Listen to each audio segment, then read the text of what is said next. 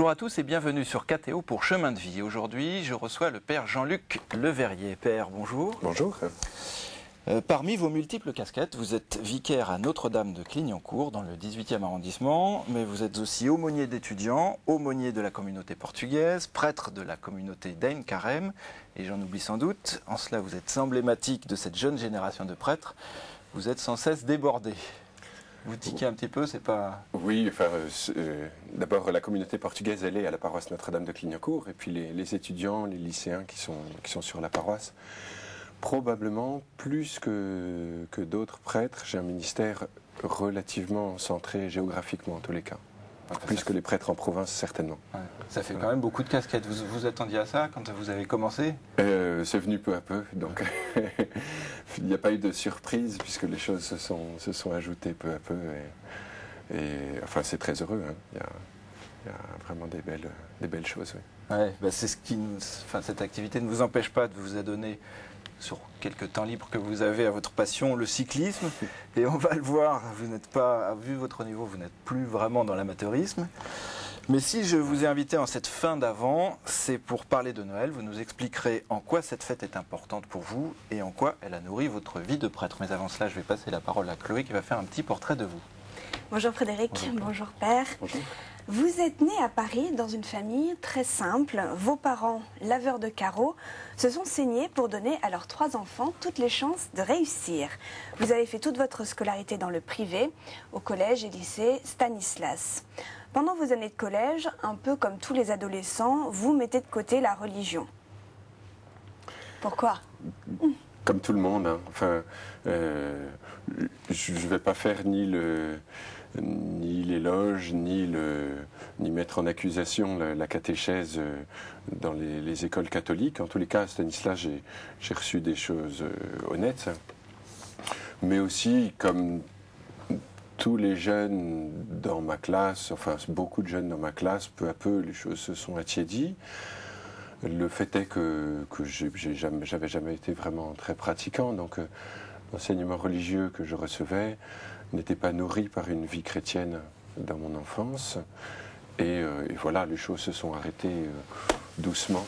En même temps, cette enfance a été très formateur pour vous. Enfin, il y a Stanislas d'une part, mais aussi, je pense à cette structure familiale avec des parents qui travaillaient beaucoup, qui peut-être n'étaient pas toujours présents, même si, oui. qui ont fait le maximum pour vous. C'est vrai que je garde, objectivement, de ma formation à l'école et puis dans ma famille, j'ai reçu certainement une scolarité solide et l'éducation qui allait avec. Et puis du côté de mes parents,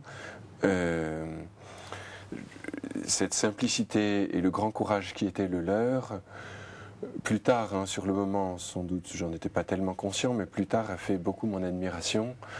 Et j'ai beaucoup d'estime aujourd'hui, par exemple, pour le milieu artisanal, pour les gens qui aiment le travail, pour les gens qui se consacrent vraiment. C'était des gens qui travaillaient 70 heures par semaine, vous me disiez? Oui, enfin vraiment comme ils sont d'une génération où le travail c'est vraiment la vie des gens.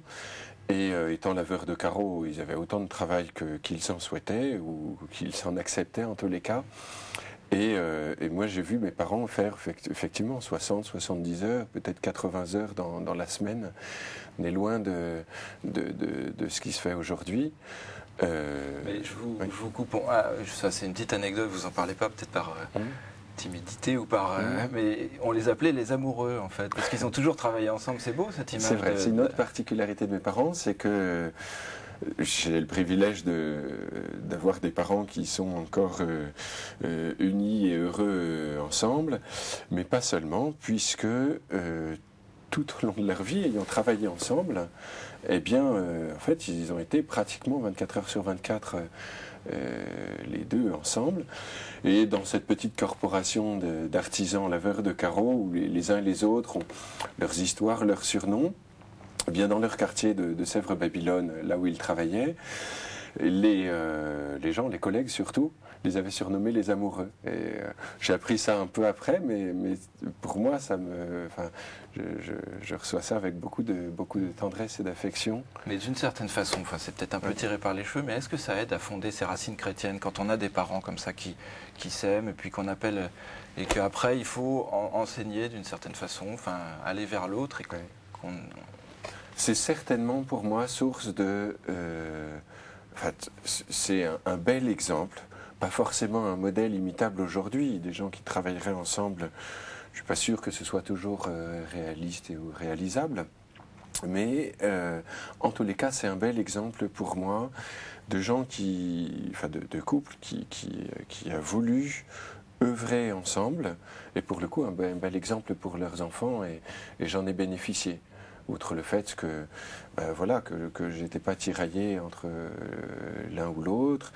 D'abord, il faisait aussi beaucoup de sacrifices, et pas seulement financiers pour nous. J'ai le souvenir que mes parents faisaient de gros efforts pour déjeuner avec nous. J'ai été très peu demi-pensionnaire dans ma scolarité, donc j'ai vu mes parents, même s'ils rentraient tard le soir. Et là, on est en plein Noël. Vous avez des souvenirs de cette fête avec vos parents, qui était une fête religieuse déjà ou qui était plutôt une fête familiale? C'était une fête familiale, religieuse, oui, peut-être que pas de souvenir de chaque Noël, mais on allait à la messe de Noël tout de même, et puis j'ai le souvenir de mes parents qui rentraient tard, parfois après avoir travaillé le 24 décembre, et déposant les cadeaux la nuit, à leur retour. Nous, on faisait semblant de dormir, bien sûr, et dès qu'ils avaient fermé la porte, on allait regarder d'un peu près ce que pouvaient contenir les cadeaux emballés. Et puis, on se recouchait et on était surpris. Ce qui est sûr, c'est qu'on n'a jamais cru, et mes parents n'ont jamais essayé de nous faire croire au Père Noël, en tous les cas. Donc, il y avait une vraie reconnaissance de leur amour et de leur amitié à notre égard quand on découvrait les cadeaux. Et c'était évidemment lié à la fête de Noël, le don que le Père nous fait dans son Fils Jésus à la Nativité. D'accord, Chloé, on va continuer. Alors, lorsque vous êtes en terminale, un de vos amis va vous parler des nuits d'adoration au Sacré-Cœur de Montmartre et va vous proposer d'y aller. Oui. Mais sur le coup, vous allez refuser. Oui, Plusieurs fois. Plusieurs fois, parce que c'était vraiment pas mon truc que d'aller à la messe ou d'aller dans une veillée de prière. Et donc, il a fallu qu'il soit tenace pour parvenir à ses fins. Mais un jour, vous allez céder. C'est tous les mois, ces propositions qu'il me faisait. C'était des nuits d'adoration auxquelles un mouvement de lycéens participait, donc dans le cadre de la basilique du Sacré-Cœur. Et il faisait donc des nuits d'adoration mensuelles, le vendredi ou le samedi. Et alors lui m'a proposé ça en septembre, et puis en octobre, en novembre, et j'ai fini par craquer en décembre. Je suis venu début décembre. Oui. Et c'est lors de cette nuit de prière que vous allez retrouver la foi, une foi engagée mais difficile à assumer. Au début, vous dites que vous avez eu honte d'aller à la messe. Les premières semaines, j'avais 17 ans, donc c'est sûr qu'après cette nuit d'adoration, j'ai voulu assumer, prendre en compte, je me suis dit, Jean-Luc, tu es catholique pratiquant maintenant, donc, et un catholique pratiquant, vous voyez, il me restait cela au moins de Stanislas, un catholique pratiquant, ça va à la messe le dimanche, et ça se confesse. Alors, se confesser, ça pouvait encore se faire sans que mes parents le sachent, mais il fallait que j'aille à la messe dominicale. Et alors, c'est une anecdote un peu... c'est assez original, mais le prêtre qui m'a confessé, je suis allé le voir en lui demandant s'il n'y avait pas de messe dominicale le lundi soir. Ça aurait été plus facile d'aller à la messe dominicale si ça avait été le lundi, parce que mes parents ne s'en seraient pas rendus compte, la famille n'aurait rien su. Ça aurait été aussi simple pour moi. Mais il fallait vraiment le cacher. C'était quelque chose d'un peu honteux quand on est adolescent. En tous les cas, pour moi, à 17 ans, jeune ado, j'avais pas trop envie que l'on sache publiquement mon changement d'option sur le sujet. Donc vous voyez, je revenais de loin au moins là-dessus. Et puis, j'ai le souvenir même de d'avoir pris le métro, puisque le prêtre m'a dit gentiment que les messes dominicales, c'était comme le jour du dimanche, donc le jour du Seigneur. Et donc les messes dominicales, c'était le samedi ou le dimanche. Donc je me suis résolu à y aller le dimanche. Moyennant quoi, les premières semaines, je disais à mes parents que j'allais travailler les maths avec un copain, dimanche matin à 9 h. Vous pensez qu'ils ont vite découvert le poteau rose. Et moi, pendant ce temps-là, je prenais le métro pour aller à la messe dans un quartier où je n'étais pas connu. Mais au bout de quelques semaines, mes parents ont vite deviné la chose. Ils sont allés à la messe avec moi. Bon, la belle affaire. Ce qui est étonnant, c'est que pour beaucoup, enfin même, c'est sûr, vous aviez 17 ans, donc vous étiez un adolescent, mais pour beaucoup, c'est difficile d'accepter de dire je crois en Dieu. Et vous, c'était pas ça. Ce qui était compliqué, c'était de presque de pratiquer. La vie publique, peut-être même précisément la vie familiale. Enfin, je ne sais pas si c'est le cas de tous les garçons, mais enfin. L'adolescence, c'est aussi le moment où on veut prendre son indépendance vis-à-vis de l'héritage familial. Et pour le coup, j'étais clairement engagé dans ma foi au Sacré-Cœur, mais je ne voulais pas forcément d'interférence avec la vie familiale. Donc je n'ai pas été pressé d'évoquer ce sujet avec mes parents, même quand ils l'ont su. Alors ils sont venus à la messe le dimanche, à leur tour. Alors pas toujours à la messe où j'allais, mais en tous les cas ça réglait le problème. Je pouvais désormais aller à la messe dans ma paroisse, ou plus précisément à la chapelle de Notre-Dame du Lys, tout près de là où ils habitent, là où on habitait. Mais en revanche, j'avais pas mal d'activités au Sacré-Cœur, croissantes. D'abord, je suis venu aux nuits d'adoration chaque mois. Et puis, j'ai pris quelques responsabilités dans le mouvement. Les nuits d'adoration, on l'a vu, c'est là que vous vous convertissez. À 17 ans, c'est quand même très difficile, l'adoration. C'est très austère, c'est long, C'est vrai. C'est une des... D'abord, au Sacré-Cœur, il y a, vous le savez bien, l'adoration perpétuelle, qui est assumée par des jeunes, des moins jeunes, depuis 110 ans maintenant. C'est Monseigneur Charles, qui, recteur au Sacré-Cœur de Montmartre à cette époque, avait investi toute catégorie d'âge et d'engagement dans cette adoration perpétuelle. Et notamment, il y avait un mouvement, donc il y avait plusieurs mouvements de jeunes, mais il y avait un mouvement de lycéens, les jeunes chrétiens de Montmartre, ou alors ça s'est appelé aussi les lycéens du Sacré-Cœur, qui prenaient leur part de cette permanence de l'adoration. Alors en l'occurrence, c'était des nuits d'adoration pour les lycéens.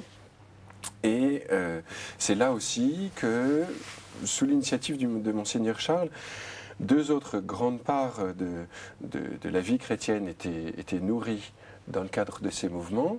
Donc j'ai parlé de la prière avec l'adoration. Peut-être plus plutôt que pour revenir sur cette période-là de foisonnement un petit peu spirituel au Sacré-Cœur. Oui. Vous, comment vous viviez ça, cette adoration? Enfin, j'imagine quand on est un peu débarqué comme vous avez pu l'être, l'adoration, ça dure 1 heure, ça peut être à 3 h, 4 h du matin. Enfin, on se demande un peu qu'est-ce qu'on fait là aussi. Alors, on avait une petite initiation à la prière nocturne, très concrètement, comment on allait faire. Quelle heure on allait se lever, la répartition des heures, on se lève 1 heure dans la nuit pour relayer ceux qui nous précèdent, et puis en attendant les suivants. Et puis c'est vrai, on est seul avec Jésus, quoi. Belle expérience, mais qui est puissante, qui est forte, même pour un adulte, même pour un plus jeune d'ailleurs qu'un lycéen, qui est d'être seul à seul avec le Seigneur, et où pour le coup, il n'y a personne pour vérifier que l'on est en vérité, il n'y a personne à épater, pour afficher la chose. Donc on est en vérité devant le Seigneur. Et même ceux qui, comme moi, n'avaient pas du tout l'habitude de prier, est confronté à la présence permanente, réelle, du Seigneur qui est là, et qui serait là même si moi j'étais absent, même si j'étais pas attentif. Il est là et il m'attend. Et c'est la première expérience que l'on fait. C'est une expérience fondatrice un peu sur laquelle vous appuyez. Oui, qui vous a... c'est vrai, voilà, de découvrir que lui, il est là. Même si moi je suis défaillant, même si moi je ne le savais pas, même si j'avais été en retard, même si je viens sans trop le connaître, sans être familier du Seigneur, il est là. Et on ne peut plus présent à tel point qu'il est là dans cette hostie, qui en quelque sorte cache sa présence, mais aussi la manifeste. Bah écoutez, on va écouter un petit témoignage. On retrouve chaque semaine comme ça, témoignage de laïcs.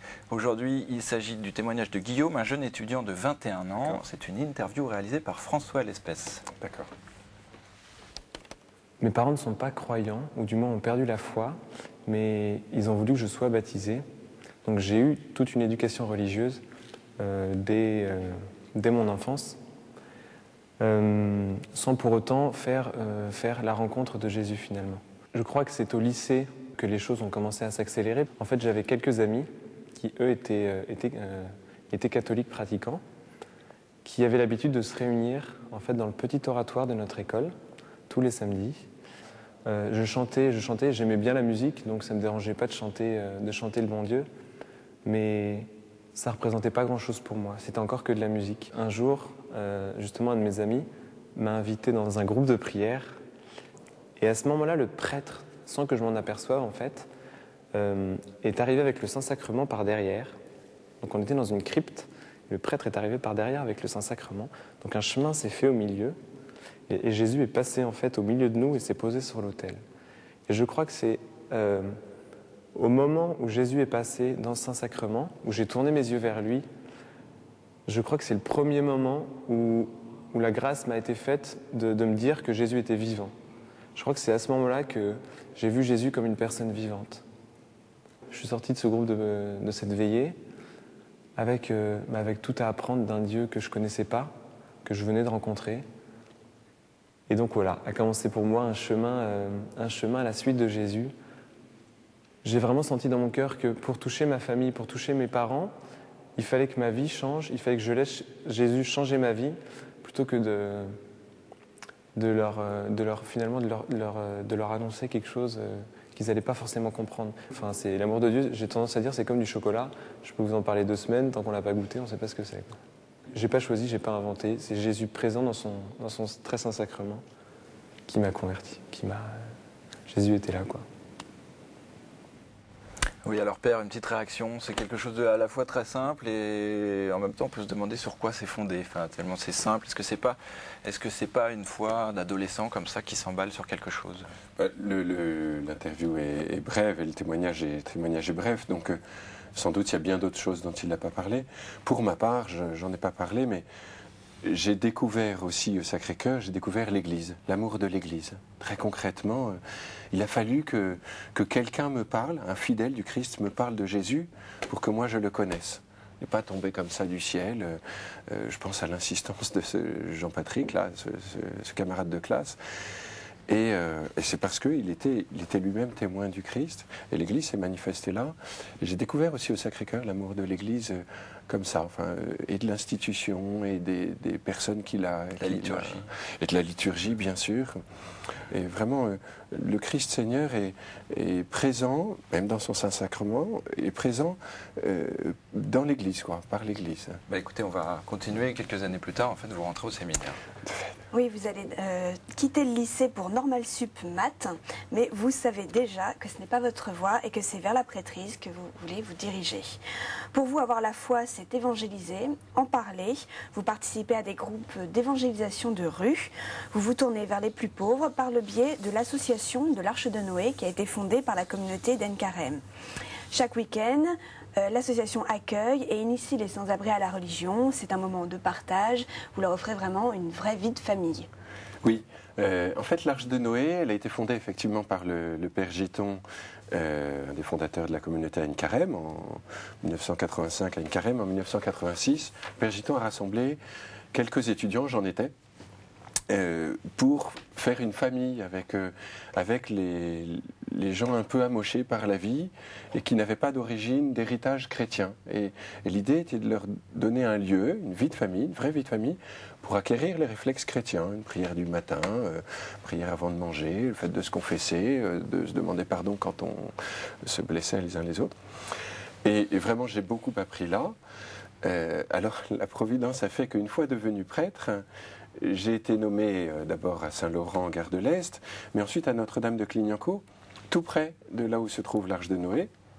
Et l'Arche de Noé, je reviens là sur l'Arche de Noé, ça a été vraiment important pour vous. Enfin, on va expliquer un petit peu ce que c'est. Eh bien, oui, c'est vrai que je crois vraiment que ça a été fondateur. Dans ces quelques années après ma conversion au Sacré-Cœur, j'ai découvert, avant et puis aussi avec la fondation de l'Arche de Noé, ce que Chloé évoquait, c'est-à-dire l'annonce explicite de l'Évangile, par exemple dans la rue, mais pas seulement, comme l'avait fait aussi mon camarade de classe, aussi dans des rencontres, dans des carrefours.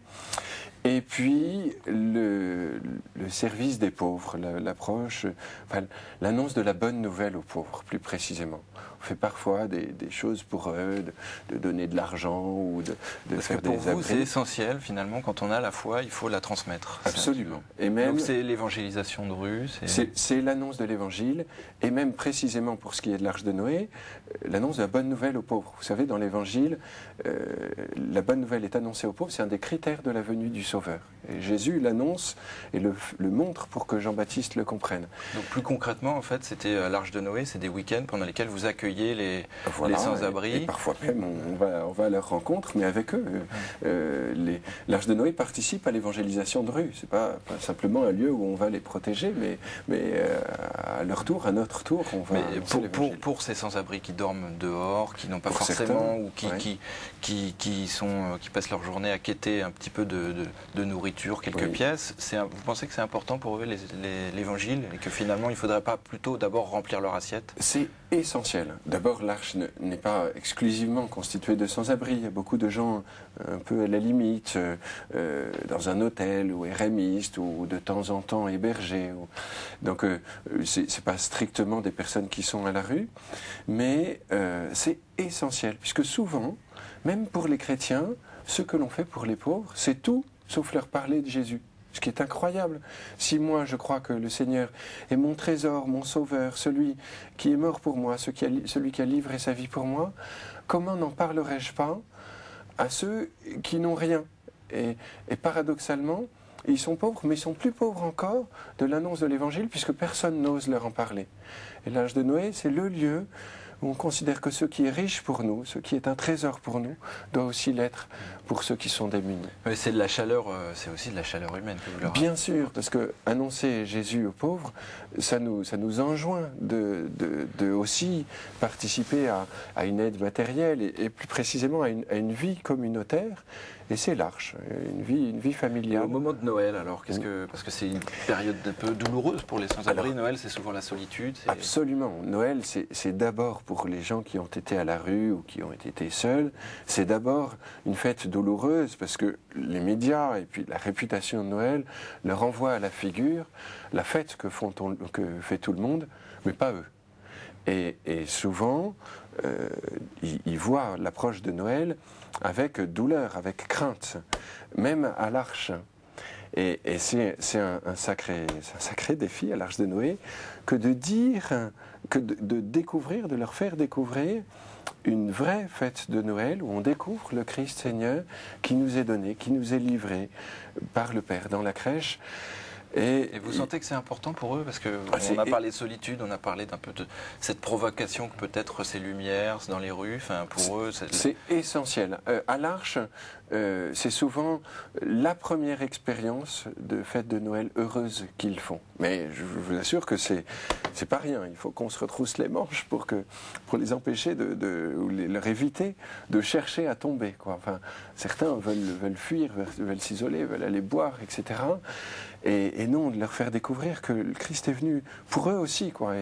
Mais ça suppose de se mouiller, quoi, de vivre pleinement, nous aussi, sans aller dire le 24 au soir, excuse-moi, il faut que j'aille voir mes parents, tu comprends, oui, il faut aussi, enfin, pardonne-moi, vous passez toute la soirée avec eux, et puis la nuit... La fête de Noël ensemble, entièrement, quoi. On se quitte le 25 au soir. Enfin, et ça commence comment? Donc par une messe? Et ça commence par la préparation de Noël. Donc c'est nous-mêmes, enfin tous, qui préparons les lieux, qui préparons le repas, qui préparons les courses, la liturgie, bien sûr. Bien sûr qu'à Noël, on chante les vêpres ensemble le dimanche au soir, enfin le 25 au soir. Et c'est cela qui fait la fête et la joie, justement les préparatifs.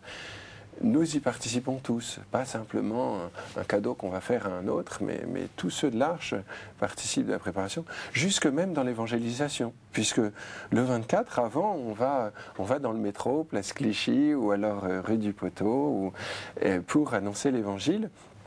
Avec l'Arche de Noé. Et comment vous sentez le fait que vous dites, pour eux, c'est le premier Noël qu'ils vivent heureux? Enfin, comment vous le ressentez, ça? Ils vous le disent ou finalement vous le voyez? Enfin oui, les deux. Bien sûr que cela se voit. Bien sûr que pour ceux qui n'en avaient pas l'expérience, c'est souvent avec appréhension qu'ils approchent de Noël. Mais ils découvrent que Jésus est vraiment venu pour eux et que le signe en est que des fidèles, des chrétiens, des disciples du Christ viennent vivre Noël avec eux.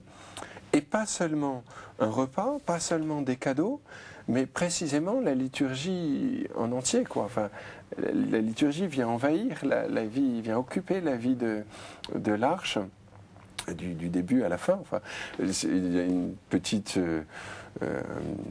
pas seulement une anecdote, mais aux grandes fêtes, c'est par exemple à Noël, bien sûr qu'il y a 2 croissants au petit déjeuner. Et puis bien sûr aussi que dans la vie de famille, eh bien, on chantera les vêpres l'après-midi. Donc vous voyez comment la liturgie imbibe, le nourrit la vie quotidienne à l'Arche. Ok, Père, c'est la fin de l'émission. Je suis désolé, c'est un peu bien court. ouais. Merci beaucoup pour votre témoignage. Quant à nous, on se retrouve la semaine prochaine avec un nouvel invité. Et bonne semaine à tous. Au revoir et à bientôt.